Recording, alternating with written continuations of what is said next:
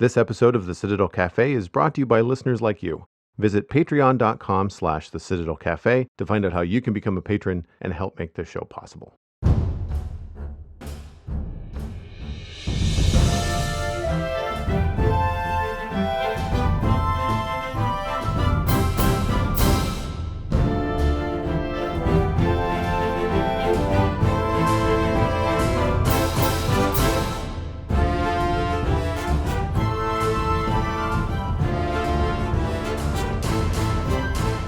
This is the Citadel Cafe, episode number 393 for Wednesday, the 10th of February. It's also 2021, all year long. My name is Joel Duggan, and the Citadel Cafe is where my friends and I hang out to talk about the geeky stuff that we are into. Joining me this week, Lou Page is back. You can find him at Busy Zombie Lord on all the social media that matters. And Zombies Ate My Podcast that he co-hosts with Ryan Murphy, who's going to be here next week. So it's like a zombie bookend to your February. Lou, what's going on, man? I'm here. I didn't have to cancel because I had babies to watch and other things going on. You know, life gets complicated when you're raising a person. Yes, it does. I will never complain. I like to make this joke with my friends that have kids under 10, because many of them have multiple children under 10, It's always like, especially when it's not so bad this year because no one's trying to hang out in person, but 2018, 2019, people having to just hard to get together for coffee, trying to get people to come over for Christmas parties, all that kind of stuff. And I always make the joke that look, I'll hang out with you when your kids don't want to anymore. At which point they're going to be teenagers. You're going to be driving them all over the hell and high water, but you don't necessarily have to do all the quality time stuff. They still do, but you know what I mean? I remember that when I was a teenager. I definitely spent a lot more time with my parents pre-15. And then after that, it was more about hanging out with friends and other people's houses and stuff. We luck out. Violet is really cool. We've had family functions and other things that we've had to go to where it's just 6 or 7 people getting together, and we bring the baby, and she's awesome. I was going to have to go to a semi-work function, and I was like, that's fine. I have a strap so that I can wear the baby. And she's strapped to my chest. And I'm like, I can wear her and go to this work function.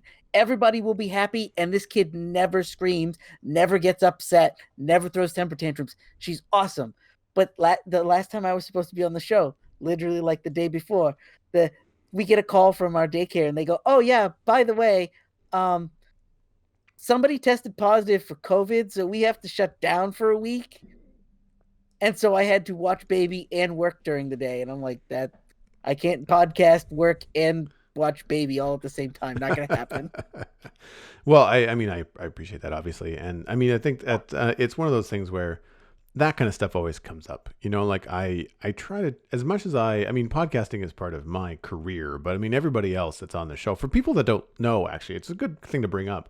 Everybody else just volunteers to hang out and do the Citadel Cafe with me, which is amazing. And it's been, it dawned on me, and I haven't actually mentioned it on the podcast yet because we're still 10 months away. But 2021 is the 10 year for the Citadel Cafe. So in November, we'll be full 10 years doing the podcast. And some of you, including you, have been along for most of it, 80% of it. And yet you still come back every month. So I'm grateful for it, despite the fact that lots of things change over the course of 8 years, including families getting bigger and pandemics and all the kind of stuff that we all have to deal with. But at least it's responsible that they closed the place. I think that's it's a pain in the butt. Don't get me wrong. I know that it throws everybody's schedule into the ceiling fan, but it's probably a good thing that they did that. Well, the kicker for Erica and I is it wasn't even a staff member that got COVID. It was one of the parents who doesn't even drop off the kid got COVID.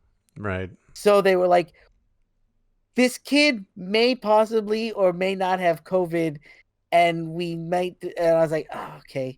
And it was the older kids in another building. This daycare is 2 buildings, and there's a building for the older kids and a building for the younger kids. And they were like, yeah, we need to shut down. I'm like, I appreciate it. I understand.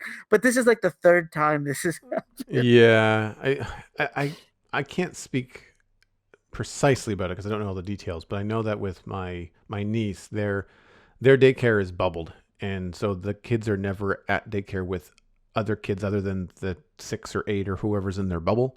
And so if something happens, it's only that bubble that can't go. The whole place doesn't shut down. See, well, they've changed procedures at the daycare since then now. So, except for the 2 people that work the front door, everybody is confined to a room. So, hopefully the next time this won't happen. Yeah. Well, I mean, it's one of those things where like you kind of live and learn, with the pandemic. I mean, the processes and all the social, and I guess, what do you want to call it? Support systems, like all of that kind of stuff that you don't think about too much, like school and daycare and how they operate when they have to be, dealt with regards to quarantine. Like there's a lot of kind of like, I mean, there's the easy fix, which is shut it down, right? So we have to figure out what's going to happen then. You can't do it all the time. So you have to find that balance, I guess, is the best way to say it. Yeah. But yeah, again, without having I don't have any kids, and I mean, I don't get a lot of the details about my niece, but like, I feel like just from other work environments where I have friends that do work outside the home, in different situations, there's the heavy precautions, and then there's now the more knowledgeable ones, I guess. And a part of it too is that now that we know more about how COVID-19 spreads, and I know that Canada, for those of you that don't know, is being very strict about international stuff right now because of the different strains that are coming around.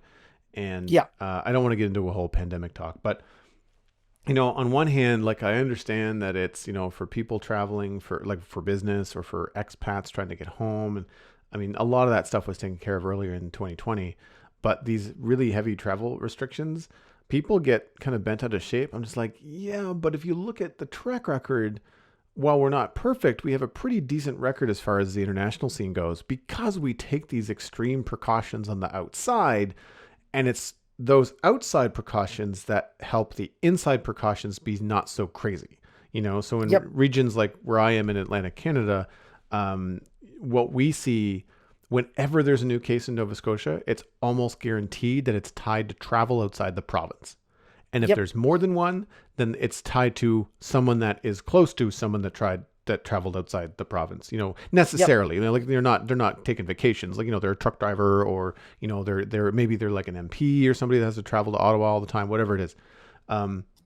So yeah, it's one of those things where, we see the effects of like the strict outside wall of restrictions affecting the lesser inside. Now, not the case in larger city centers. Quebec and Toronto and Ontario specifically are having problems. BC and I think Manitoba, I can't really remember. No, Manitoba's going the other way.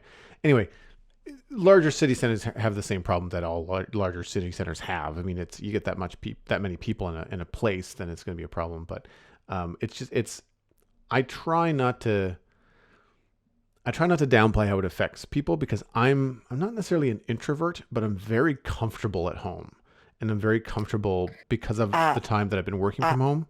I am always very comfortable at home, but I will admit I've been home since last January. Yeah, oh yeah. I'm starting to get a little stir crazy. Yeah, for me, it's just not a being little able, bit, just a little bit. Yeah, it's not being able to expand the bubble, right? Like you kind of want to, and there's a false sense of security right now in the Atlantic provinces, and I'm just staying the course. I'm resisting that temptation to like hang out with a couple of friends I haven't seen in a long time. If I do, I might keep it to like an outdoor activity, like a walk or a hike or something, which is hard to do when there's a foot of snow on the ground. But I have to just stay the course in terms of how I'm feeling about it, which is fine because I've got the new Xbox and TV, so like hopefully the winter will be a little bit more entertaining than last. The other thing I'm going to try to do to keep myself busy at home is get around to cleaning up the studio and actually transitioning it to be a little bit more of a podcasting friendly space. As funny as it sounds, the studio that I podcast from is primarily an art studio. Like it's primarily set up for art and digital art. So it's very bright. It's very white. I didn't hang a lot of stuff on the walls because I wanted the light to reflect around. But as a result, it means that it's a little bit on the echoey side, which I do a Mm-hmm. little bit of compression to handle in editing and stuff afterwards. But as I'm getting fancier audio equipment, it tends to pick up the echo more than the older ones. So I'm trying to sort that out. And in the process, I've been cleaning up. And I did a big clean of the work desk right after Christmas because I took Christmas vacation. And I was like, okay, I was having trouble getting back into the swing of things. I'm going to tidy the desk. I'm going to cable manage. I did all that kind of stuff. Brilliant change. Like, I mean, my desk space is always pretty clean anyway, so it wasn't a huge cleanup in terms of clutter. It was more so just like making sure that the wires were not a tangled mess. And underneath the desk is still kind of not great, but it's because in a good way, a lot of the things have 6-foot cords, but I don't need 6 feet. I need 3. So the other 3 just kind of dangle behind the desk. Zip ties. Yeah, no, zip ties. I've got a lot of black twist ties. Like a lot of the things that you see that come with, like when you get an electronics, like a new set of headphones or something like that, it's usually a twist tie around the cord. I have stuff like that I can take care of. But I am the problem that I have right now is that I have a closet. So my studio is an 8x10 bedroom. So it has a closet like, that a person would keep clothes in. I've taken the doors off of that and I've put up 2 bookshelves in the closet. So I've got shelf space. I don't have drawers. And I think that's part of my problem. So I've got a number of shelves that have like computer peripherals, mice, keyboards, a lot of Apple stuff, but cables. Like, my gosh, you got USB to USB mini, you got USB-C, you got lightning cables, you got this, you got that, you got monitor cables. And My wife Erica used to joke with me because we've moved in the last. We've been together this year. This year will be 15 years. In 15 years, we've moved like 7 times. wow. And the first time we moved, I moved this big, huge box, and everything in it was computer parts and cables. And then we moved to another place, and there was a box of computer parts and cables. And it was bigger than the last time we moved. And it slowly got bigger and bigger and bigger. And then about 5 years ago, when we were moving to, just before we bought this house, we were moving in with my friend. She said, "You've got to purge that box. You've got cables in there that you're never going to use. Who uses a serial cable anymore?" And I went, "Yeah, I know. I need to purge it." So I purged the whole box, and I kept just a small like shoebox full of like USB cables or maybe a power connector that I might need. And then come to find out, since we've been in this house the last 3 years, I've started a new pile of cables, and I had to build a new box of cables. And then she went downstairs in the office, and I had it sitting on the desk. She went, "Oh, so we have a new cable box again." And I went, "Yeah, we do." I don't know what the best solution is going to be, and I'm curious. So, people, if you've done some home organizing over the pandemic, and specifically for cables, not cables that are attached to things, my desks are fine, and I can tidy them up a little bit in terms of the cable management. I'm looking for things like, because it's things that they're current, like HDMI cables, like deep, like a digital video cables, and DisplayPort cables is one of that I'm trying to remember. And what was the other one that I have? I need to just look. A lot of it is just like USB stuff, and Yep. but I can't get rid of it because like I do need them from time to time. Like when I do a specific Yep. stream, when I draw at the drawing table and I want to set up the webcam, like I have a 10-foot USB extended cable, and like I need that in order to get the microphone to work currently. So I have a cable replacement coming, but like again, it's a 1 cable solution to a current 2 cable problem, and so I'll end up with 2 cables that I have to roll up and put somewhere. And there's no real solution that I can find. I've seen some interesting things on Pinterest where like people will hang the cords up, similar to how, have you ever seen like a necktie rack? So the cords instead of being wound up, the cords are hanging from something straight down, and so you can very clearly see what the cord is and all that kind of stuff. I don't know if I want to get into that sort of realm. Because I'm a minimalist in terms of my decor and my space. I like things tidy. And so I'm looking at some of these things, and there might be some cheap solutions. I was anticipating it to be a lot more expensive, but IKEA actually has some very, very cheap bins. They look like they're cloth boxes, and it's just meant to kind of like, okay, look, you put all your cables in here, and then you put all the batteries or the mice or the other things in the other one, and they fit on the shelf, and you can still pull them out and dig into them if you want. So it's up to you to like organize the box itself, like wind up the cables, put a twist tie around it, whatever. I might actually invest in something that's a little bit easier, like little Velcro straps. I've seen those online too.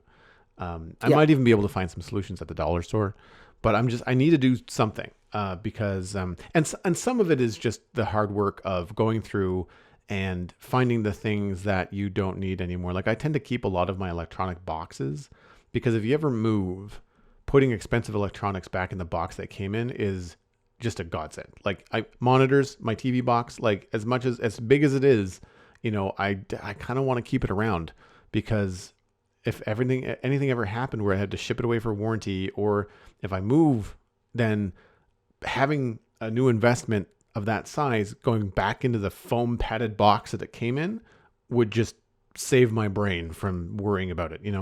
So I've got those kind of things around, but those are in another room. I just need to kind of go through the studio and move some of the stuff that, try to pack it up more in a more organized way.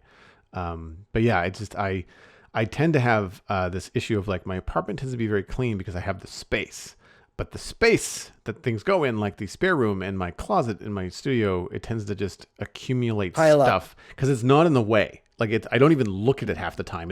It's almost behind me. We have a front hall closet. It's right behind me from where I'm sitting right now because I'm in my living room today, not in my office. And it is the closet where we hang up the coats between seasons, and anything we don't know what to do with goes in that closet. So we try not to open that door except between seasons to get out the coats and swap them over. And and that closet really needs to I need to go in there. Yeah, Yeah. and I'm the same thing. I'm the same thing too. And here is the problem. Here's the problem is that I have an Xbox now.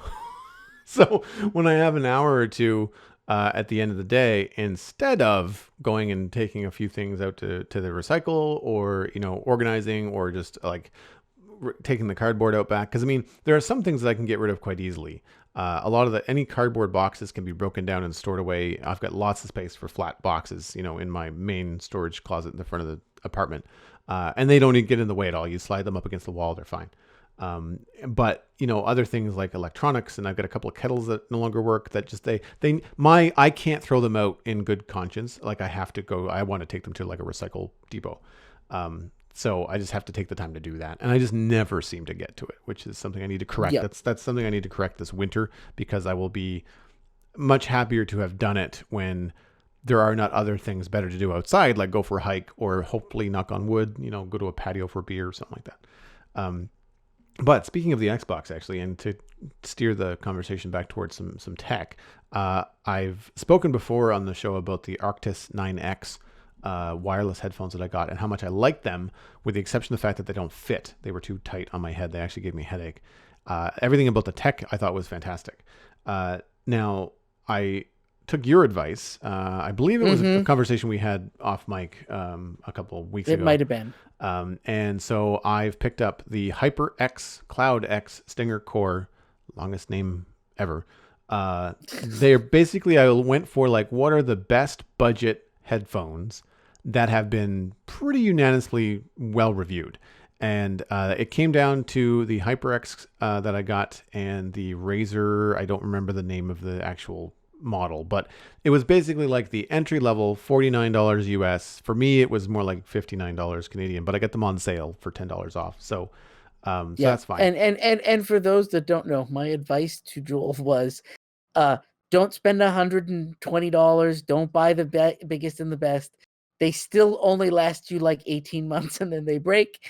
I find a nice middle of the road, 30 to somewhere between 35 US and like 60 US that has a really good review, and that's what I usually buy, and they usually last me just as long as the expensive ones. So that's what I've done. I've picked up this. I'm not sure what you want to call it. I call them entry level, really, because anything cheaper, I felt were going to be really cheap. They were going to look cheap, feel cheap, and probably break shortly thereafter. Yeah. There was a pair that was maybe $39 on Amazon or 35, and they were cool looking, but the reviews tend to be like, there's enough people here that say that they didn't last very long, a couple of weeks, couple of months. I'm just like, I don't really Yeah. want to be that. I don't want to have this problem again in 3 months. And so these were reviewed for good audio. What I liked so much about the reviews on rtings.com was that the microphone, when they compared the sound quality of the headphones across the board, like it's on par with some of these other models. You're really not going to get much for $50. You're going to get 40 millimeter drivers. They're going to be a little heavy on the bass because they're basically aiming at the younger viewers that just want things to explode, like that, or the younger listeners for gaming. But they said the HyperX was like surprisingly much better mic quality than some of the other competitors in its price range. So I thought, perfect. Okay, that's the solution for me. The frustration point to me comes in where they don't fit again. Now these are adjustable. They ratchet, they've got a metal thing that goes through them. They got a pad on the top, and then you can like pull the headphones down. They do swivel a little bit on we'll call it the X-axis, but they don't rotate. Like they don't rotate clockwise or counterclockwise. They just kind of tilt in and out. I don't feel like they tilt enough for my head. I get a lot of pressure underneath my ear. I've tried tightening them up. I've tried loosening them. I just can't seem to figure it out. Basically, the headphone has more of a C shape than a D shape. I want it to be D shape when it's on my head, but because of the how much I have to expand it, there's just a little bit too much pressure. Now, it's not the same as the Arctis. The Arctis I found uncomfortable after 20 to 30 minutes, and I would have a headache after an hour. With these, I've played for 2 hours, and it starts to I have to adjust them. Like I have every once in a while, I kind of have to take my hands off, take the headphones off, and just kind of move them around a little bit. But I don't have a headache. I do feel relieved when I take them off, so they're not perfect. But the sound quality is much better than the Apple earbuds that I was using for gaming. Like Apple earbuds are great for most things, but for the gaming, it was not the best. But I'm curious because I want to know if I can return them. I might not be able to, but and I might not just because it's at this point I have a solution that's not perfect, but it's also not causing me discomfort. Like it's not something I don't want to do. I'm still testing them, and I'm still going back to test them to feel like how are these fitting. And so if anybody has either a HyperCloud model, I'd love to hear your feedback. thecitadelcafe@gmail.com. Specifically, if you have a big head, or you notice that most earphones are tight on you, if there's anything that you did to expand them. I've read that people tried to put them over the box that came in and kind of leave them like that and try to overnight or over a couple of days just to try and they do stretch them out a little bit. So I might try that, but ultimately I think it might be the hinges on the side that might be my issue, because I can actually make them quite comfortable, and if I put both hands on them and I just press in just a little bit, it changes the shape of the headband, and then they don't put as much pressure. Now I'm not pulling out. I'm actually just kind of changing the angle, and that's all that needs to happen. So I'm wondering if there's enough people out there that have the same problem that I have, because it is frustrating. And I'll confess that I've been an earbud user for a long time. So going to over-the-ear headphones is an adjustment. However, I had these Turtle Beach headphones for 10 years in the living room, and they were fine. I don't remember them ever being uncomfortable when I first got them. They didn't need to be broken in. They were a little hot in the summertime, but that's it. And so I'm hoping that some adjustments here might get me through. The good news is that if I do decide to seek out some other replacements, either a wireless version or whatever, the good news is that I have a backup. I have something that's currently good. If someone wants to game on the Xbox, I have a mic. I will not sound like garbage. So it'll be workable. So I'm happy about that. And I mean, as far as a review goes, they sound fine. If you're looking for a budget headset, I mean, I would look at either HyperCloud or HyperX or Razer. Those, after all my research, HyperCloud X and Razer were the two that kind of came in terms of best sound, best mic, compared to all the other stuff that's out there. Um, Don't be like me. I buy cheap. no, well, I mean, I couldn't find anything under $50 Canadian. Like I could not. The only thing that I think I saw one thing on Amazon, and it was a brand I never heard of, and most of the reviews were like these broke in 2 months. There's something to be said. I think one of the things that did sell me on the Hyper X was that somebody, their kid, was talking about playing Fortnite a lot, and they're like, "Hey, they've outlasted my kid's normal 6 month destructo habit." I thought, okay, well, if a kid doesn't destroy them in 6 months, me as an adult treating them properly, they're probably going to be okay, right? Um, so yeah, that's kind of where we are with that.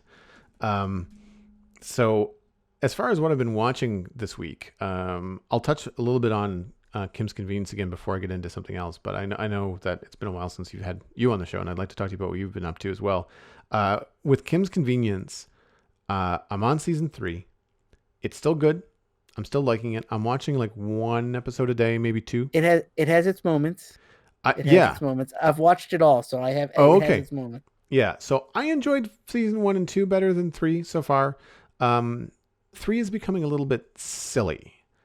And what I liked so much about the the first 2 seasons was that it was funny, but it was funny and still fairly realistic. I mean, I know it's a situation comedy. Like Friends wasn't realistic either, but it was still relatable.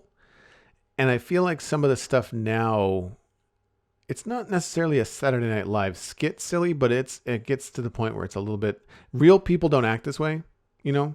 Erica and I really liked it for its first couple seasons, and then we kept watching it just because we're running out of things to watch. And so we watched the later seasons, and it got less and less funny to us the more we watched, and more cringy. Yeah, and here's where the cringe comes in, and I've said this from the beginning, and it's unfortunate that they're trying to balance out the cast. They're trying to balance out the screen time. So there's a lot more screen time in season 3 for the handy car rental crew. Uh, Terrence and Kimchi and Jung and Shannon.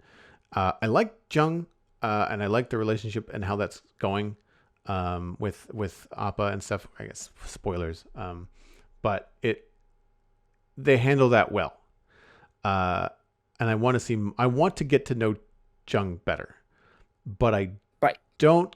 I mean, well, and I should say I'm happier with the Jung Kimchi relationship, Yeah. because that to me has become more organic. What I really feel is forced is the Jung Shannon stuff, and anything Shannon says, it's so convoluted. No one speaks like that all the time. I've got friends that are funny and they make up little words and they say things a funny way and it's cute, but they don't do it all the time. It's not 110% everything out of their mouth, and that's what I find so tiring about Shannon. Um, and Terrence, again, he's a caricature, but in a way that doesn't feel. I don't know. It feels very strange. And so it doesn't. I think it doesn't match the other humor in the show. Because I will watch uh, Appa and Yama just bicker or fight or poke or be sweet to each other all day long. I find them really fun. Yeah. They're getting a little silly in this season. They're not necessarily acting like adults, which I find strange. But it's still funny, and there's still a lot of personality, and the timing of their content is good. But I'm really falling off with the other content in season 3. Like before I was like pausing the show and stuff like that, but now if I need to zap my coffee or if I need to go get something from the You kitchen, just get up and you let it go. when there's a handy moment, like, yep, that's what I do. As soon as Shannon's on screen, I'm up and doing something else, which is unfortunate because, and a fun little tie-in, Shannon, the character, is supposed to be from Nova Scotia. It's just, I was like, oh, really? Of all the people, her? Honestly, I'd rather if it was Terrence. Like, it's just, Yeah.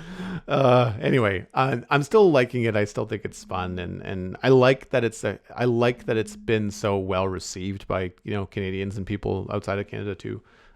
It So it it it, it was a US Netflix like like most popular show on Netflix for like a couple months Mm-hmm. ago. I will say it is easy to watch.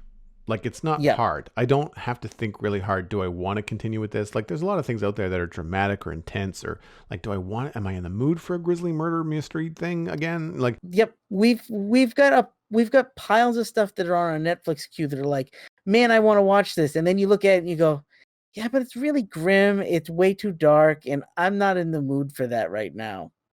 So that will wait for when happier times. so were you and Erica have finished it without any spoilers? Like did you enjoy the full run? It was okay. Yeah. Again, right about where you are is where I started to be like, all right, leave it in the background for noise. I'm gonna go Mm, play video games. right. Okay. Yeah. That makes sense.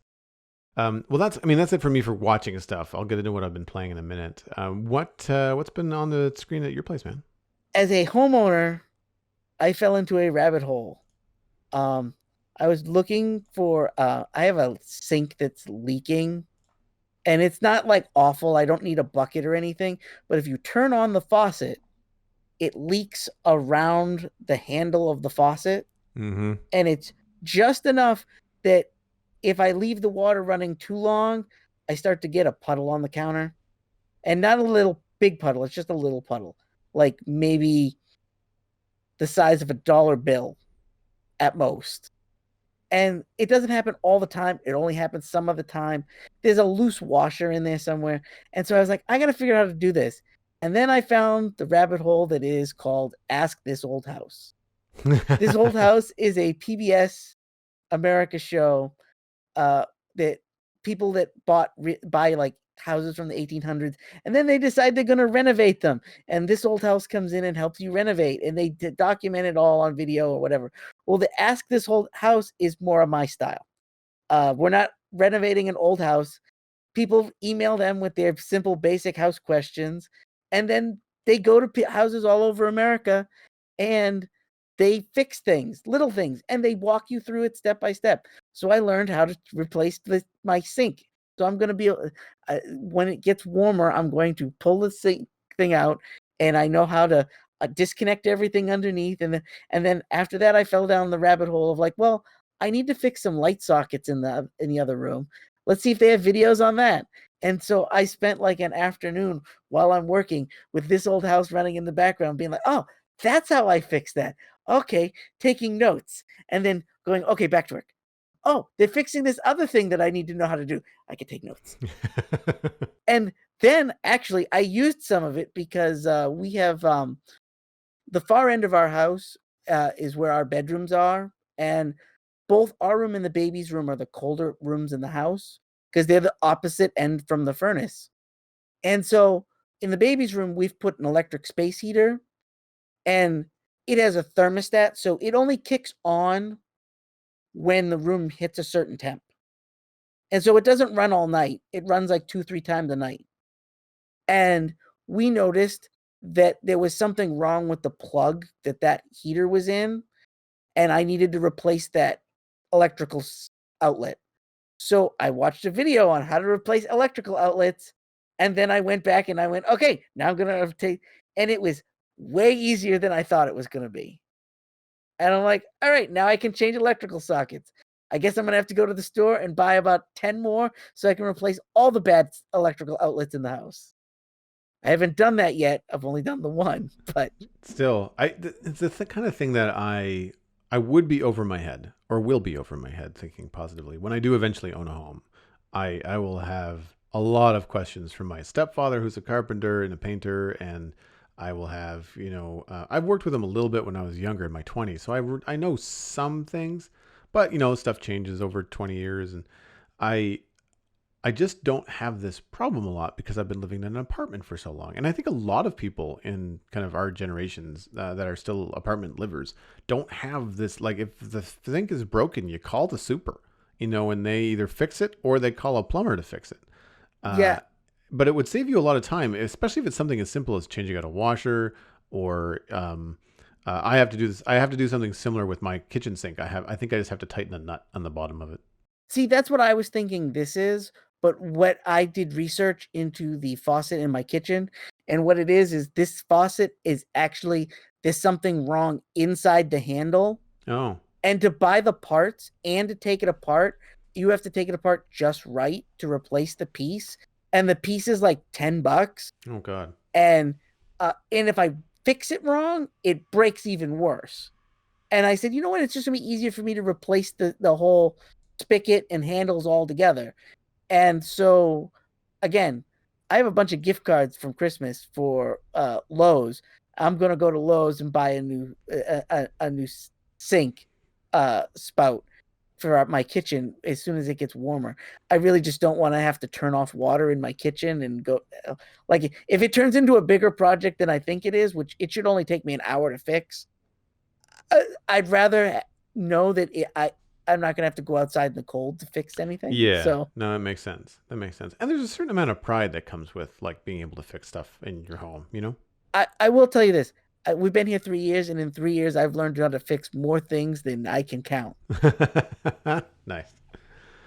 Very, very cool. I don't remember what home improvement show I used to watch. It might have been Homes on Homes. It's a Yep. Canadian show. And at the time, Peyton, who used to do the show with me here on the Citadel Cafe, he had bought a house with his wife, and it was like built by someone. Like it wasn't like a it was an individual that built it. So there was a lot of quirks going on. And Peyton was watching a lot of Homes on Homes because like he wanted to fix things, not go through the whole house, but as something would break or as there was a leak or as they wanted to change a drywall piece or paint something or move a socket or whatever. Once he got into the wall, he wanted to double check to make sure like, is this up to code? Like, is my family going to be safe, sort of thing? So I found Yeah. watching that with him was really interesting because like you don't think about that so much.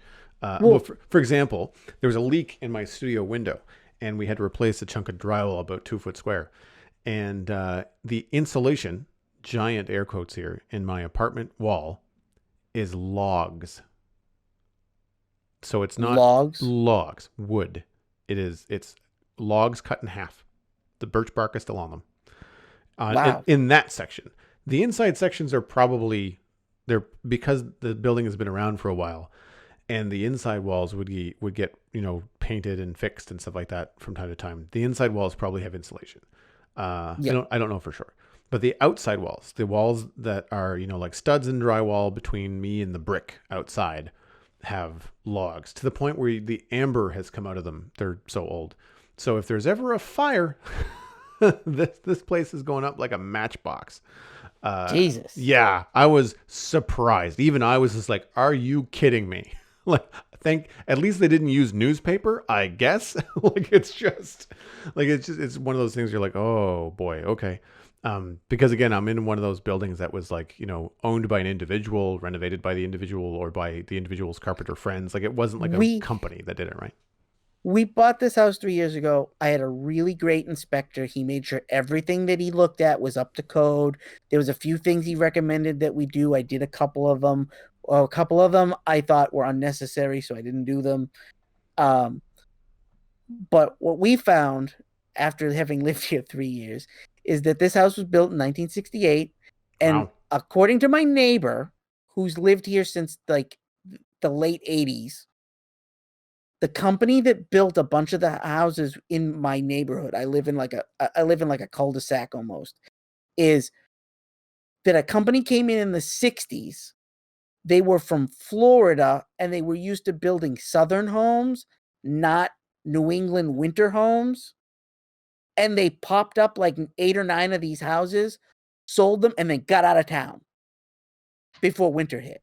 Mm. And so some of these houses don't have as much insulation. Some of them didn't use New England style winter technology type stuff. So instead of sheetrock, some of my walls are plaster. Um, and other things that they don't normally do up here. Um, and then on top of that, according to my neighbor next door, the guy that owned the house the longest since they've been here, he lived here like 15 years. He was a Navy guy who did everything himself. And what we keep running into is, oh yeah, this was fixed, but it wasn't fixed by a professional because a professional would have done X, Y, and Z. This was fixed by an amateur who just fixed it half-assed. Mm-hmm. And then we end up having to figure out how to fix it the right way. Since I was on the show last, I actually I had all the outlets in my kitchen blow up. Oh, wow. Literally, I'm putting something in the microwave, and then next thing you know, the microwave stops working, and every outlet in my kitchen stopped working. And I had to figure out why. I ended up having to call an electrician, and the electrician figured it out. And because the electrician was actually a friend of a coworker's or a husband of a coworker's, and so he was like, I'll stop by on my way home. He came by, and what we figured out, him and I, is that whoever fixed the outlets in the kitchen last wasn't a professional, and they didn't actually tighten up all the cable in the outlets like they were supposed to. You're supposed to twist the wire and then put a wire nut on them. Yep. And they just stuffed all the wires in a wire nut. Oh. And you're also supposed to wrap the outlet in electrical tape to prevent any like extra shock. Yep. None of them were wrapped in electrical tape. Wow. And so like it was actually a hazard. And his exact words to me were, "You didn't do this, did you?" I'm like, "I didn't touch anything, I swear." Being judged by your electrician. Yeah. And I'm like, "I swear it wasn't me." He goes, "Well, you're lucky you didn't have problems until now." And I'm like, "Oh, good." So my goal is at some point I'm going to take every outlet apart and make sure they're all taken care of. Oh man, I mean, it's one thing if it's inefficient, like it's the studs are too far apart or the insulation's not put in right or something like that, and it's fine, it'll work, but it's not a problem. But then you get into stuff like that where it's a fire hazard or a shock hazard. It's like that's just not cool. That's the kind of stuff where like it's the kind of things you wish that a building inspector would catch so that then when you buy the house, you can like tag it on to like, look, you either fix this before we move in or you knock the price of the house down. The unfortunate thing is the only way this problem would have been caught by my inspector is if he took every outlet apart. Right. Yeah. And so, I mean, he tested all of the outlets and they all worked and they were all grounded, which one of the houses we looked at, none of the outlets were grounded. Oh, wow. I was like, nope, not buying that house. It's like, I know nothing, and even I know that, right? Yeah. So, again, this old house. Ask this old house. Man, have I learned a lot. I need to watch more educational content. And before we move on, I realize now that this is the first time that I've had you on the show since I have my new Roku TV. Are you enjoying it? So far, I like the simplicity of the remote. The Roku TV does what it's supposed to, I guess. It took me a little while to sign into things because I had to, type my email in with the little remote control thing. Can I make a recommendation for you with that? Sure. Oh, I have the app. Yeah. Okay, I was going to say, whenever I'm logging into things, I use the app, and it gives you a keyboard. It lets you type things in, and it speeds everything up. I keep on forgetting that I have the app on my phone is the problem. And honestly, more often than not, now that I'm signed in, I'm using the remote control to go to Netflix or to go to the external HDMI for the Xbox, and that's it. Not a fan of the lack of communication on how to set things up. I did have to watch some videos online. Okay. For like picture settings and like, again, and part of it is me not being used to a smart TV, and I won't get into too much of this because I think I talked about it on the show before, but essentially in order to tune the TV to SDR, HDR, and Dolby Digital, you have to there's no way to go do that. You have to just go find content and hit play and then change your picture settings. And the TV is smart enough that it knows what signal it's getting and it changes from HDR mode to SDR mode or whatever. So I was going through the settings looking for where do I turn on HDR? Where do I turn, like how do I set up these things? It does it all for you. Yeah. The issue that I'm having right now is that sometimes, and I've seen this across some other people, not specifically my model, but the models right before this, but they would all be currently running the latest version of Roku. So it doesn't look like it's a hardware problem, which is good because I don't want to return the TV because it's a nice picture. But the software with Roku, they turn on like motion smoothing, and it comes on without you turning it on, and the settings still say it's off. So you can't go turn it off because it's Oh, on. see, I don't have that issue with mine. Yeah, so I can't, and it happens randomly. And the solution, some people was just power cycling the TV and like turn it off, you unplug it, and you plug it back in again, and it seems to stop. The problem is that like unless it's happening all the time, I'm not going to catch it. So if I watch something that's 4K, one of the things that I like to use as an example, it's a good test actually, is Spider-Man, Into the Spider-Verse, because Yep. it's shot on twos, so it's meant to be a little animated and choppy. And so if the TV tries to smooth that out, I'm just like, okay, you're doing something you're not supposed to, right? And so I have to be like diligent of that. So that's frustrating with the Roku interface. Now, the other side of that is that I don't have to. I don't know if it's necessarily like a TV thing or whether it's the inputs. Because one of the other things that people suggested is like factory reset the TV, which I don't want to do because it's a pain in the butt. But then don't have the internet connected to the TV. Like don't join the Wi-Fi. Just leave it offline. And then go to Netflix, Disney Plus, etc. on the Xbox, which I could do. But yeah, so far I like it. What I don't know a lot about though, which is why I wanted to ask you this. Long story short, famous last words on this show, was there are a number of other apps that are like free Roku apps. I can't remember the name of some of the things, but it's similar to like a channel that Roku provides that has like free content or paid content or whatever. So it'd be either a streaming service if you wanted to watch movies, or a free service if you wanted to watch advertisements or whatever. Do you watch any of those? Like, have you found any of them worth exploring? Yes. In fact, the Ask This Old House is not on anybody on any of the regular. I don't watch it on Netflix. It's not on the PBS channel. The way I find it is there's a streaming service called Tubi, Tubi, and everything is with commercials, but they have all kinds of really cool stuff. They have like all of the Transformers, all of GI Joe.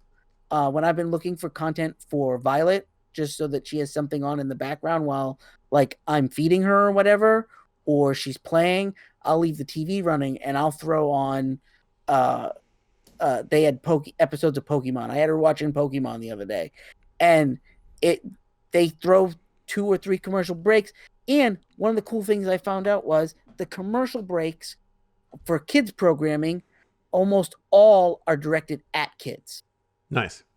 Which was a problem I found with one of the other streaming services I was looking at, was if I was watching something for kids, they were throwing in like insurance commercials. And I'm like, oh, this is dumb. Mm-hmm. And then it seemed like all the ads they were throwing at me were based on kids stuff. And I was like, that's cool. I can handle that. Kids commercials for kids shows. That's the way it should work. But that's how I found This Old House, is they had like 7 or 8 seasons up on this. And again, commercials, but the commercials breaks aren't nearly as long as they are on cable.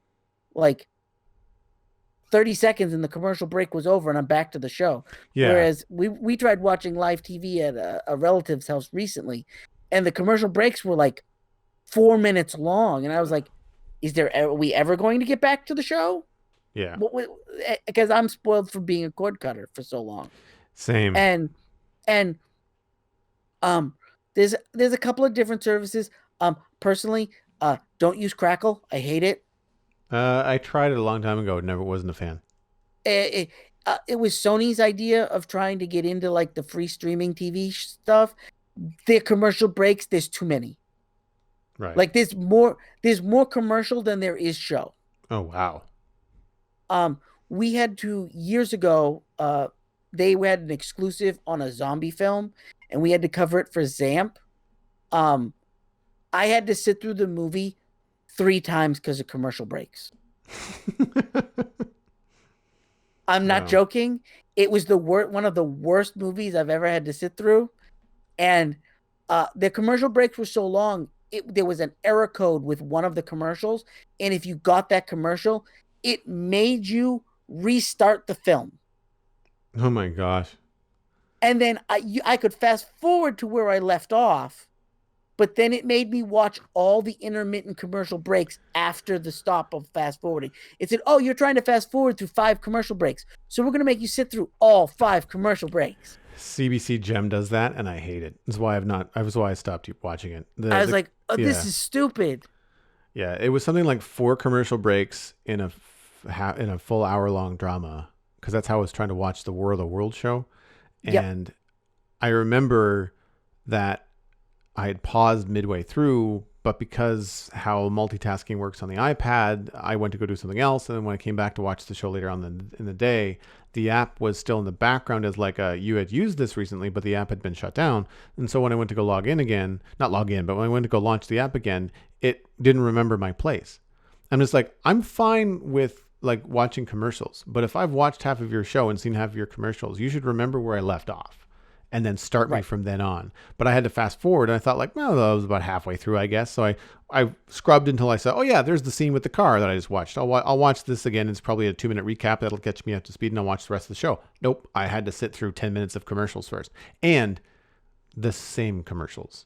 I don't Yep. mind commercial breaks. I understand that you have to make your money somehow, and half the time the commercials are relevant. Like you're watching a sci-fi show, it's either a commercial for another sci-fi show, or video games or computers or something. Like it's usually on par. The problem, it's the same commercial every time. It's like, no, just find 4 advertisers and put their advertisements in the show.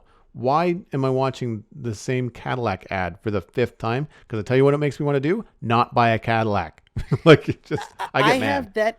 I have that issue with Spotify. I Yep. don't pay for Spotify Premium. I use free, Mm-hmm. but they also have an app, so I can.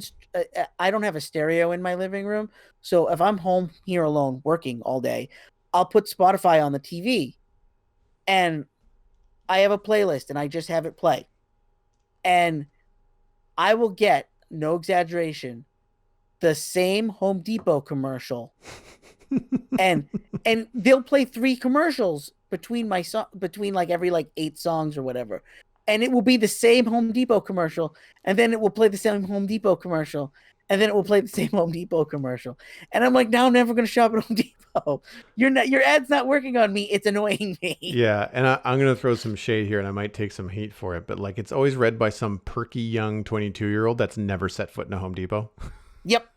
You know what I mean? Like you are Actually, reading this. I actually, the Home Depot ones always distract me because the guy who reads them is an actor, and he's like a C-level actor, and he's in American Psycho with Christian Bale, and he's one of the doofy like wannabe Wall Street guys that Christian Bale wants to murder. And every time I hear his voice, I'm like, oh, it's the guy from American Psycho again. It's really funny when a voice kind of gets under your skin or is immediately recognizable, and then you can't like unhear it from other Yep. things. I've got a couple of actors that stick in my craw like that. Not, I can't name them, but I can imagine them. And I mean, and it also happens in a good way sometimes in the other direction, which I think is great. So other than Tubi, are there any other Roku apps or channels that you recommend? You guys don't have Hulu in Canada, so I can't recommend Hulu. No.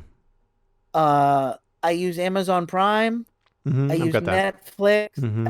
I Amazon Prime, Netflix, Tubi's pretty good.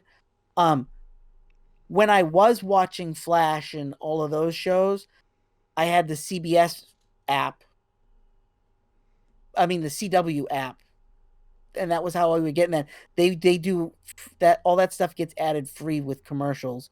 We stopped watching that and just started waiting for it to show up on Netflix. Yeah, I'm trying to Um, remember how. I don't know how that stuff. I think it's all handled through Crave in Canada now. For that stuff, I could be wrong. That's how we get access to HBO is through Crave, but I just canceled that um, because it was $20 a month for HBO and Crave together, and I thought, nah, whatever. I'm gonna keep Disney Plus because new stuff coming out, and I decided I was going to keep Netflix. I was actually on the hair of canceling Netflix. Not that any of this is ever permanent. Like this is the 3rd time I've canceled Crave. I just like I turn it off, I turn it on again. Star Trek comes out, like I'll probably get Crave back when Picard comes out. Like because I like that stuff, and it's worth paying for. Like I enjoy the content. It's worth the price tag, just to not have to bother to download it, like all that kind of stuff. I do have a recommendation. I'm sitting here. I turned on my TV so that I knew that I was forgetting one that I wanted to recommend. Pluto TV. Okay. If you've never used Pluto TV, it's like traditional cable but free. Okay. They have anything that they have channels dedicated. Like they have a channel that just runs Mystery Science Theater 3000 episodes all day. Right. Okay. So Uh, stuff like that. they have a channel that runs Bond movies all day. Like it's just stuff like that, and they also will pick up your local TV network, and you'll get access to whatever your local channels are, and you can watch like the local news live at 7. Okay. I'll have to see if that goes transcends to Canada, but that sounds good because um It's better than an antenna. I imagine the TV has a tuner in it. It's funny. I did not care. I didn't check. It um, has a connector so you can plug in an antenna, but it doesn't have an antenna. yeah. I've actually recently discovered that the TV, at first it said that the TV would work with Alexa. Sorry to everybody listening on speakers. But I haven't, I mean, I don't have Amazon for a voice assistant. I'm using Siri because I'm um, an Apple person at present for all my mobile devices. And I found out that the TV, which I think has changed either via Roku or via the new version of the TV that I have, is that it's HomeKit compatible. So I have to explore some features there that I haven't yet gone to. To be honest, I most of the time on the TV I've been spending watching an odd show while I eat or spending a lot of time on the Xbox, which is the main purpose of buying the TV. So all this stuff is just kind of secondary, but it's good to know, especially for people out there that, have Roku TVs. A lot of people between Christmas, Boxing Day, and the Super Bowl sales, I'm sure a lot of people at home probably have new televisions. And if you're new to the Roku app, then knowing about Tubi and Pluto TV is probably a decent thing. Yeah, and Pluto TV did just get bought by a giant cable network, but the cable network made a point of saying that they bought it as an investment. They're using it as an opportunity to figure out what they could use to fill out their cable network. Hmm. Like what kind of channels people are looking for. That they're not planning on changing anything. And I'm like, well, that's what you say now. But in 6 years, we'll see how you feel. Well, speaking of the Xbox, my big time sink the last week has been Destiny 2. I mentioned this briefly last week, and I was playing Destiny 2, Titanfall 2, a couple of other different things. But Destiny 2 is kind of just stuck with me in terms of wanting to kind of figure it out. It's become a bit of a puzzle, a bit of a problem solve. Uh, I have been putting in a long time, and I don't want to get into too much of the gameplay and the missions and stuff because Ryan Murphy is going to be on next week, and he has played Destiny, and so I feel like he and I will get into more of the nitty gritty stuff next week. But as a new player, I can say that I found it pretty overwhelming at first. A lot of those types of games are. Yeah, well, it becomes the more that I've read and the more that I've, it is really hard to find a Destiny guide, like especially if it's a YouTube guide that isn't snarky. Like there's a love-hate relationship with this game for a lot of people. The other issue you're going to run into is they've done so many updates over the years where they Mm-hmm. change and rebalance things that if you don't watch a video that was made like in the last year, because the game's been out for several years, you'll find that the information might be outdated. Oh, I'll do you one better. Don't watch any tutorials, any videos, read any articles that are not focused on November 2020 and forward. Okay, Yeah, because I learned that's that the good to hard way. know. Yep, learned that the hard way. I ran into this issue about a month ago. Epic gave away Star Wars Battlefront 2 for free.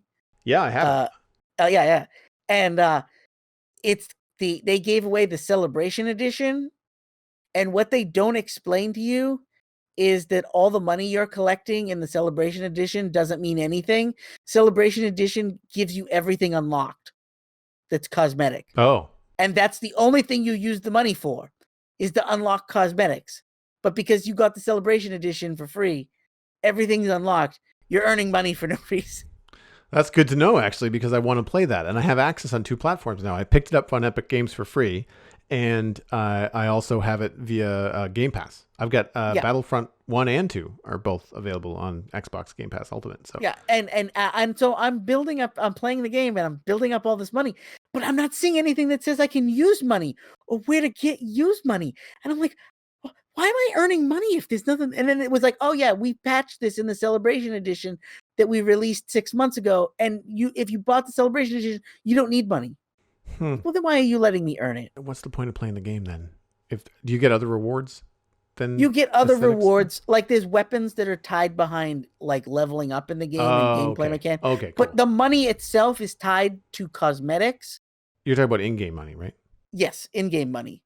Like you earn credits, but the only thing you're supposed to spend credits on is new costumes for your characters, and you get all of that with the Celebration Edition that they gave you. So the money just piles up. Well, that's good to know because I would have been confused too. And similarly, in Destiny 2, there was a mission that there was a force field. I couldn't get by it, and I was like, "There's got to be a trick to this." And I was kind of beating my head against the wall. And at that point, I was like, "I haven't really invested enough in Destiny to say like I'm going to be playing for a long time. Like I want to do this and explore, and because I can be kind of a stickler sometimes about wanting the games to show me. It's almost like a examination of the game design. Like if it's not clear to me, then it's going to be a real pain in the butt, Yep. and I start Yep. to get very critical. And so I did look up this tutorial, and this tutorial was very clear. It's like, this is the trick. You go down this path, and then you go up and you this ledge. And they were even saying like, this is a typical Destiny thing. They tend to hide this kind of stuff. The whole idea is that, it rewards the players that are patient and want to explore, blah, blah, blah. Well, I went down this path and the ledge was not there. And I'm not a new person to video games. Like it was not there. So I was like, what the heck? And then later on, by accident, I completed the mission just because I found another dungeon type place to go in, and then I didn't even realize it was associated with it. Essentially, it sounded like, and it looked like that Bungie had received the feedback. This is dumb. People have to go to the internet to figure out how to win this mission. You should make it clearer. The problem is that because of that issue, whenever you search, like, how do I beat this level? I think it was called the Salt Mines. Yep. The only thing that you get, the first 10 results, are the wrong videos. They're outdated, right? Yep. So that Because the algorithm found it for you based on the amount of views. yeah, exactly right. So there's a lot of stuff you have to do. You really have to look at the date and the time in which videos were recorded. Or you could listen to a podcast like this, where if you are new to Destiny and you want to jump in and try it, I can say it is a blast. Pardon the pun. I'm really enjoying it. It feels good now that I've gotten the hang of the mechanics. What I like so much about some of the gameplay in terms of like the side missions and stuff is that I logged in one night and played for about 90 minutes and I didn't do any story missions. I just ran around, and as stuff respawned and as there was people around, we did a couple little like heroic world events, and it was just a lot of practice. But I felt way more confident after doing that and then continuing on with the story. The reason why I did that, though, wasn't on purpose. It was because I couldn't, for the life of me, figure out how to continue with the story. And part of the problem was that with Destiny 2 Beyond Light that came out in November, they removed the first 3 major campaigns from the game. You can't play them. And again, you search, how do I play old missions in Destiny? They say, oh, you go here. You can't go there anymore. This girl that has the missions now sells ships and bikes. So you like, it's just not there. And so I have to see if I can find this article, because I read so many, and some of them were on my phone and some of them were on my desktop. But I lost about 90 minutes one night wanting to play, just trying to figure out like, how do I play next? Like, I finished the onboarding process. That's non-intuitive game design. No, it's bad. And they need to do just a little bit more in terms of the amount of information that they give you. What I do like about it, and again, this is like the onboarding process of a new player, and apparently this is a much better change. It's not perfect by any means, but if it's better than it was before, then wow, they had a low bar before. But you go through, you get resurrected by your ghost, which is a little digital companion that comes with you, and they give you the tutorial, how to jump, how to shoot, how to fight, all the stuff. And that's fine. It gets you up to speed pretty quick. It's an interesting story mission. You're not just running around getting a tutorial. You actually have missions that are like, each new mission is related to a new skill, like jumping or using your special ability or like this kind of stuff. So that was really cool. The problem is that they don't make it clear story-wise that you are a resurrected soldier into an existing war. They don't give you a very good backstory. There is a cinematic that plays. It's more of like a voiceover at the beginning of starting the game, but unfortunately, the dialogue is weak. That has been one of the gripes about that game since the first one, is that the story really isn't that great and the dialogue is kind of meh, and you're really just there for the gameplay. Yeah, so I mean, Destiny 2, it's a looter shooter, and it is 100% game mechanic first, story a distant second, from what I can tell. Yep. And I mean, I don't get me wrong, like I enjoy it. I enjoy the gameplay, but you have to kind of like forgive or lower your expectations as to what you're going to expect from the game. Once you do that, and the thing is like, if you can let go, and if they did a better job of saying like, you're going to have questions, it's fine. Go along with it. You'll get enough information that you'll not be completely lost, right? And there's dialogue later on, without getting in any spoilers, in the Beyond Light campaign, where your little ghost is talking about characters that you're meeting for the first time, but they have a history with, because these are characters that other Destiny players have been playing with for months and years, right? And Right. that is enough to go, oh, okay, bad guy, or two-faced bad guy, that kind of stuff. Great. I don't need to know exactly everything. If part of the story just said like, look, you're going to have questions, I'll try to catch you up. I'd much rather it happen the way that it's happening now, which is not to beat me over the head with a cinematic that I'm never going to remember. It's Yeah. more of like along the way, it's like, who is this guy? What race is this? I don't know. I'm still trying to learn the world. But as you talk to them more, you just like, oh, okay, so he's got a history with this other guy. Okay. And so like that stuff is much more organic, and I like it. So it's not terrible. Like it's not something that's going to have you just like, I don't know what to do or where to go. But what I will say, as a completionist, the way that I play these games, I wanted to try and get the story, and I thought, well, whatever. It's free on Game Pass. I might as well try to explore the bulk of it, thinking that like I'd probably want to level up before I go to the new zone or whatever. They crunched the levels. So you start off at a power level of like 1050, which is new. Most Destiny players would be like, oh, wow, that's where you start. And the idea is that they want you in there on the ground through the new light missions and then playing the expansion first, because you can do it. It's challenging, but you'll get better rewards. And if you just kind of like let go of the completionist mentality and just go for it, like you're thrown into this mess, you're going to have to figure it out as you go. It's been a much better experience ever since I read that article that said like, this is the mentality you have to take. If you take this mentality, you will enjoy the game so much more. And they said like, if you want to go back and you want to go through the Shadowkeep and the, what was the other mission? Forsaken expansions, you can, but none of the gear is going to be good. usable, because your power level, because of this onboarding like the way that they're doing it now, which has changed as of November, has you more powerful than that. So hearing you talk about this is what drives me away from games. Mm-hmm. As soon as a game sounds like it's more work than game, I'm like, I'm done. Moving on to the next game. I don't like having to go to the internet for everything. It's something that I had to kind of begrudgingly admit with my Minecraft stuff, was like, I had a lot of questions, and what I wasn't learning from watching Let's Plays of other people on YouTube, which is fine because it's entertainment for me and picking up tips and tricks and stuff. But like when I really wanted to know like how something works, you have to go to the wiki, because that information is just not available in game. You know what Destiny doesn't have? A legend, like a dictionary. Like I would love a log that just says, this is what this does. This is who this person is. You get some introductory stuff and that's fine, but it's the one time you get to hear it. And so there's two things that happen in the tutorial, some of which are great, which are big, important milestones. Like, you have just unlocked your super ability. Here is how to use it. You read the paragraph and it says, press B to dismiss. Perfect. Got it. Then there's other things that happen, like you just did this part of the mission. Next, you have to do this paragraph, which vanishes before you're done reading. And it may or may not be something you can look up later. And so like that stuff I find very frustrating. It's really inconsistent in that way. But in terms of like more work, talk about more work. While it looks mighty pretty on my new TV, I was noticing how dark it was. And I was like, this is not right. Like I'm not seeing things, you know?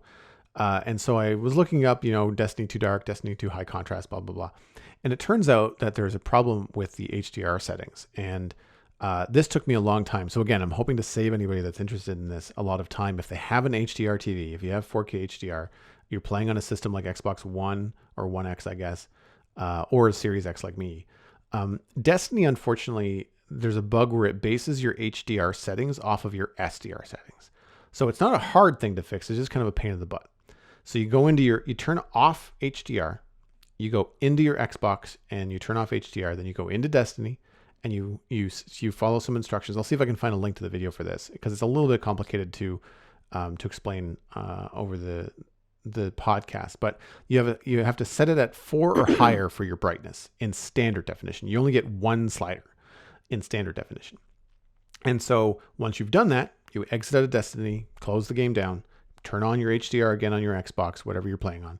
And then you go back in to Destiny and then you adjust the 2 sliders. There's the brightness, there's the white balance slider, the white, I can't remember what it's called. I think it's a white balance. So white balance slider. And then there's the dark slider, the brightness slider. And the white balance slider, you put wherever you feel fit. Like, depends on how bright your TV is. You follow the instructions. But the dark balance slider, you don't really mess with that too much other than to make sure that it's above 50%. If it's below 50%, there's a bug where the blacks will be kind of crushed and feel gray. I still think I have an issue with the actual game design, which is that I'm using all these really cool weapons, and half the time they're like so shadowed I can't see them. Like, they're so black that it doesn't make any sense. And I've also been talking with NPCs, and they look fine in the world, but then when you go press on, like, I'm going to talk to this person, they come up large and they have a voiceover and stuff, and they're in broad daylight. And the shadowy side of them is like almost pitch black. And I'm like, but that's not how light works. Like, this is supposed to be HDR. Like, why is this person look like they're holding a flashlight when they're out in broad sunny daylight? And so some of that is design. There was a lot of warnings in the videos talking about this HDR stuff where they're just like, look, Destiny and Bungie in general have just designed this to be high contrasty. It's supposed to mean that when you walk into a really cool, like, sci-fi area, that all the neon looks wicked. But it means that there's a lot of dark places. And if you don't have your brightness settings on your TV or your platform correct, then you're not going to see things. And I remember using a test in the main tower for Destiny, which is like your social hub. It's got your bank and your mailbox and all this kind of stuff. And there's a couple of monitors on the wall. And I was like, there's an awful lot of space underneath this that's just like pitch black. I can't see anything there.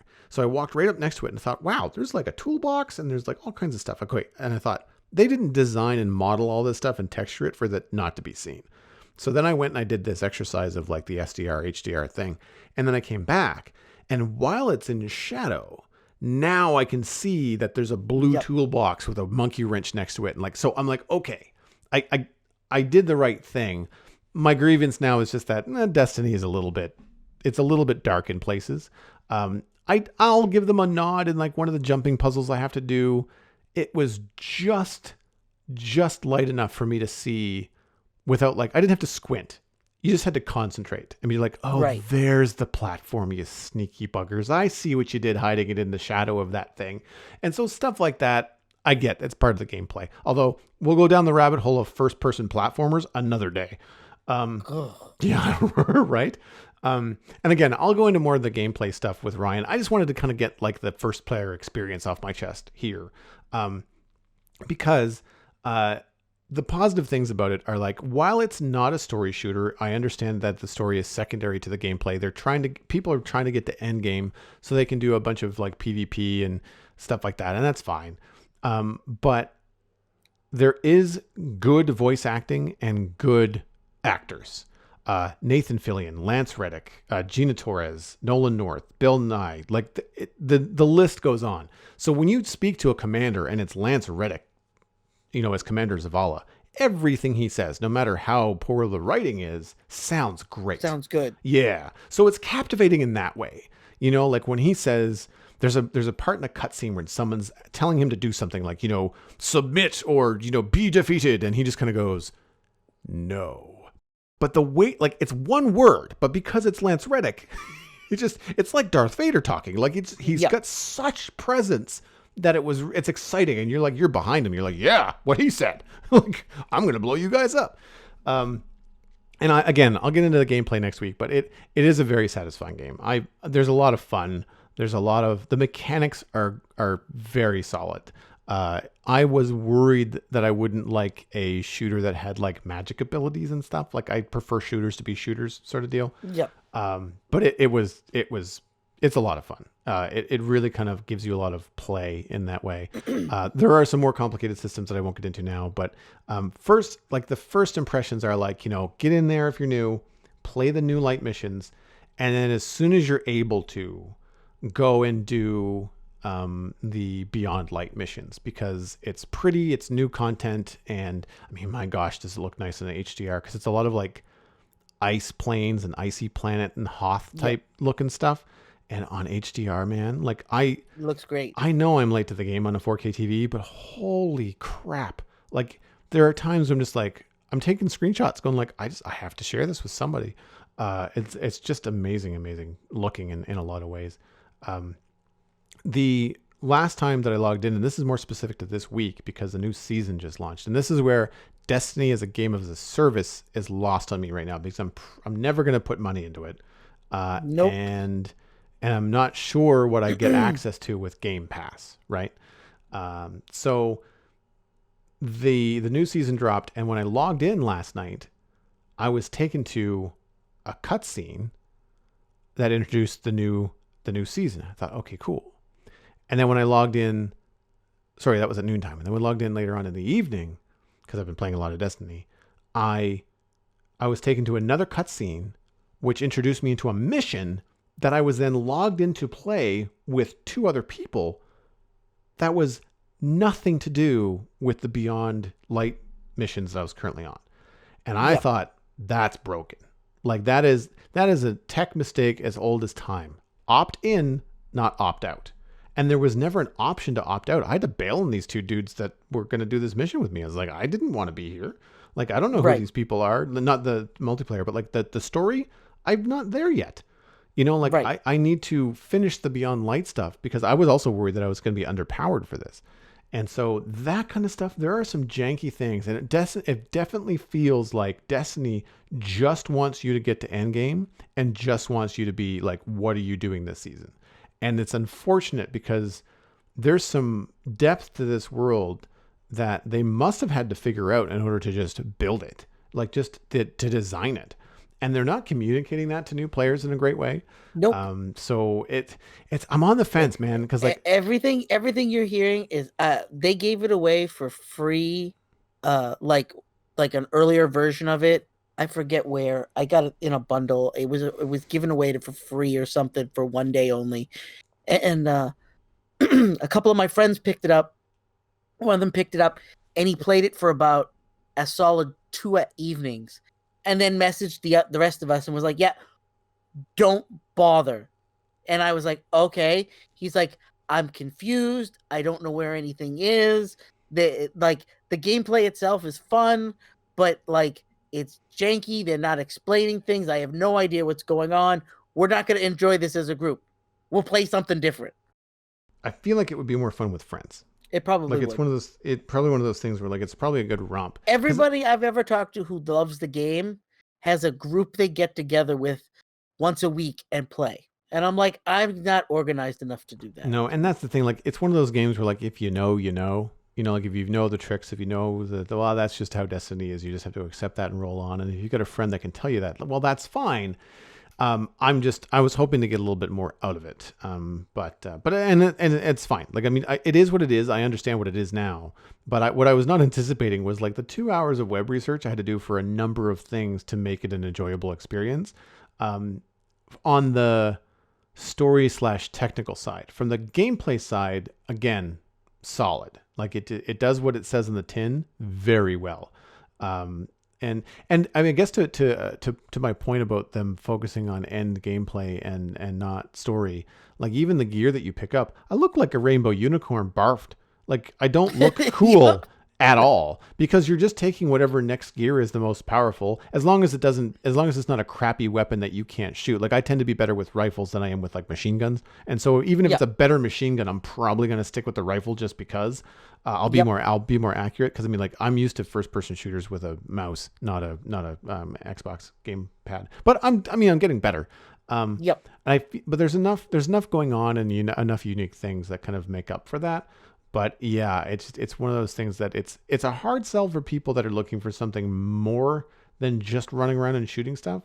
But again, if you like running around and shooting stuff and very flashy animations and effects and all that kind of stuff, you're in for a good time. So have you been playing anything? So I've talked about this game series before in the past when I've been on here before, but the Yakuza game series has been one of my personal favorites. It's very Japanese, very weird, very goofy, and one of the things that's hard to talk about it, is the game series has been around since the early 2000s. So this new game is game number 7, Yakuza 7. There's not a really good starting point for you when you start these games if you're a new player, because they always start in the middle of a story. And Yakuza 7 is like a restart of the whole series. Not only is it a new game, it doesn't play like the others either. But it has all the similar characters and goofy presence and goofy jokes and goofy weirdness that you come to love from playing the game, except it's rebooted.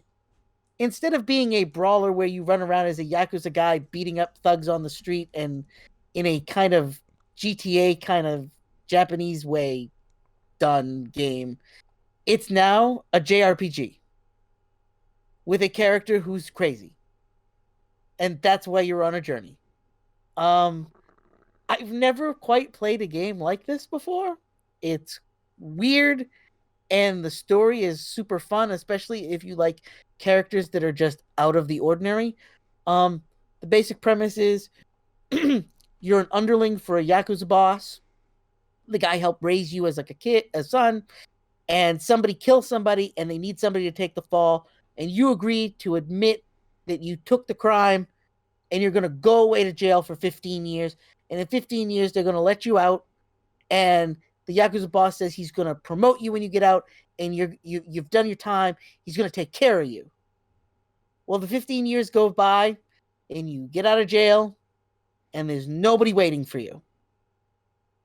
And your character goes, but wait, what happened? Come to find out, all the clans have been kicked out of Tokyo.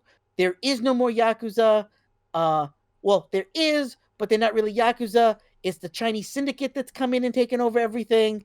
And your boss is the head of that. And when you go to see him, he shoots you. Jeez. And your character is like, a lot's happened in 15 years while I've been in prison. What's going on? In the meantime, a cop reaches out to you and says, I'm an ex-cop. I know that there's something going on. Would you help me investigate? Next thing you know, your character declares he is the hero of a Dragon Quest game. And the rest of the game, he literally keeps telling people he's the hero of a Dragon Quest game.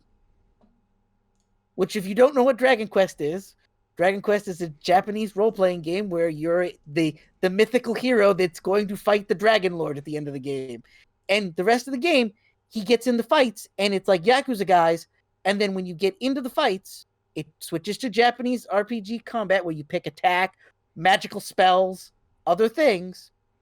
And the Yakuza guys change in his mind and become weird things. Like the regular Yakuza guys become fighters. And next thing you know, they're wielding swords and they're wearing samurai outfits. And you're like, uh-huh. And then when you beat them up, they turn back into regular Yakuza guys. And he literally will look at other characters that are fighting alongside him and be like, did you see that guy? That was crazy armor. And other characters look at him and go, what are you talking about? I've And he's seen. Sorry, go ahead. I've seen trailers because it's Anime Month on Game Pass Ultimate, and Yep. so Yakuza is like the whole library. I think is there, if not most of the recent games is Yep. there, and I saw some screenshots and stuff. I was like, "What is this game? It looks like it's all over the place." It's all over the place. Your character gets shot in the beginning of the game, and one of the first party members you pick up is there's a homeless guy who's he was a doctor who got fired from the hospital for stealing drugs, and so he's become a homeless person, and he's the one that patches you up. All of his abilities when you're fighting with him revolve around being drunk. And so he pulls out wine bottles, bites the cork off, and then breathes fire on people. And you're like, what is going on? And in the meantime, there is like a serious Yakuza plot going on, and your character just kind of like winds up in the middle of scenes, and people are like, why are you here? How are you not dead? What's going on? And your character's like, I'm the great hero that is here to save the day. In the meantime, the other characters that are following you around are like, you mean well, but you're kind of delusional. And he's like, no. I'm the great hero that's here to save the day. So is there action in the game, or is it mostly just story beats and choosing to do things? It's mostly story beats and choosing to do things. There's tons of mini games. There's a mini game where you run a corporation at one point. And I've learned from experience playing these games, when you run into one of these mini games, the best thing you can do is maximize it as soon as you hit it. Don't stop and go back to it later. You'll never go back to it later. You found the can collecting cart in the homeless camp. Do it until you don't need any more cans ever.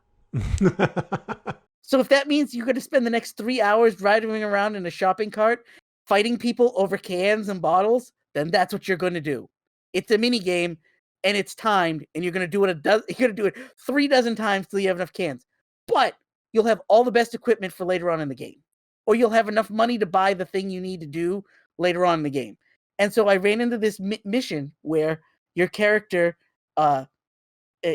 this woman needs help. Her father died, and she needs to run her father's business. Well, you take her business and you turn it into a Fortune 500 company. Nice. Because this game is goofy, and you have to like fight people over like stocks and bonds, and it's just so stupid, but it's so much fun. And when you maximize and you finish this game, this mini game, which it's supposed to be the kind of mini game you play for a little bit and then you go back to it. Not me. I sit down and I play till I finish mini game to maximize everything. And you unlock a special attack. I unlocked a special attack I couldn't use because I didn't have enough skill points to use it, because I wasn't high enough level. I was like, oh, that sucks. And then I got to the level that I could use it. And because you now own a Fortune 500 company, you have an attack called the orbital laser. And in the middle of fighting, he pulls out his phone, he pushes a button on the phone, and every enemy on the screen gets hit by an orbital laser that almost vaporizes. Jeez. And yeah. It makes no sense. You're just along for the ride. It sounds like Grand Theft Auto meets like anime. Like it is. That's really what I'm getting out of this. Yes. And again, everything is really tied to like real life, kind of. But when your character is involved, everything becomes really goofy and weird. And even the characters are around you are like, that shouldn't have happened. And you're like, okay, I'm along for the ride. and again, I'm having a ball with it. If you've played a Yakuza game, it does a lot of the same stuff. But again, they changed it this time. It's more Japanese role-playing game than a brawler. I missed the brawling. That was really fun. But I also like Japanese role-playing games, so this was really right up my alley. If you're looking for something weird, you can't get any weirder. And it sounds chill too. It's very easy. Like most of the game is like, hey, you got to go over here and talk to somebody. Okay. And like you're wandering down the street and like there's a shopping cart guy that will go by and you'll be like, oh, I can buy something to heal myself, or I can buy an item that I can use in a combat. Oh, and I'm wandering down the street. Oh, there's a couple of Yakuza guys coming my way. Oh, they're going to want to fight me. And the next thing you know, turns into a fight. And none of the fights are really like hard. Like I mean, I don't think I'm good at the game, but I haven't come across anything that I find challenging. it's pretty straightforward and fairly low bar of entry. And if you've never played a Yakuza game, this is the one that everybody is saying, this is the one to start with if you think you're interested. Because going forward, this is what they're going to do with the next few titles. So it's going to be very much in the same vein. And and the other thing that's fun is if you have played the other games before, all of the other characters and other heroes from the other games make cameos in this game. So, like at one point you go into a bar and like the guy at the end of the bar is the hero from the other game and he just kind of winks and gives you a nod and you're like, "Oh, that's awesome." Nice that they reward long-term fans of the franchise like that. Yeah. Yeah. I don't know if there's any Easter eggs and stuff in Destiny. It seems like the kind of game that they would put that in there because it wouldn't affect the story because the story's pretty light. So they could. Well, They the could thing maybe do is that. any Easter eggs they would put in would tie to Halo because that's what Bungie's really famous for. Yeah. Well, it's also Destiny 2. Like there could be some Destiny 1 Yeah. nods and stuff like that. You know, it could be people that you run into, that kind of thing. That brings us into the Internet Minute, which is brought to you by you, dear listener. If you enjoy the Citadel Cafe, we are 100% listener supported. If you get value out of the show, please consider putting a little bit of value back in. You can become a member at patreon.com/the Citadel Cafe. Joining at any level will get you an invite to the member-only Discord server. There are multiple levels with different rewards like Discord roles and bonus episodes, all found at patreon.com/the Citadel Cafe. We are at 20 patrons the last time that I checked. If you'd like to be 21, then check out the website, let us know. And if you have any questions, feel free to either write thecitadelcafe@gmail.com or grab me on Twitter at Joel Duggan. I'm happy to answer. Sometimes people have questions about becoming a new patron, that sort of stuff. The pick for me this week is the Lord of the Rings BBC radio drama, which is available for listening for free on archive.org. This is from 1981. We'll have a link to the archive.org as well as the wiki page in the show notes this week. I haven't listened to more than a snippet, but I will tell you that there is music, there is sound effects, things like wind or water running, that kind of thing. The dialogue is acted by different people, not just narrated. So the narrator speaks like an audiobook, but then when someone else is doing dialogue, it's another actor coming in to either do a voice or just speak as themselves, but then actually put some emotion and stuff behind the words. So it's a little bit more than an audiobook. I've been thinking about rereading The Lord of the Rings for a while, and this actually might be the way that I do it. I might opt for a radio play just for something different. Yeah, this sounds better than this sounds. I can't read those books anymore, but this sounds like a better way for that to get through them.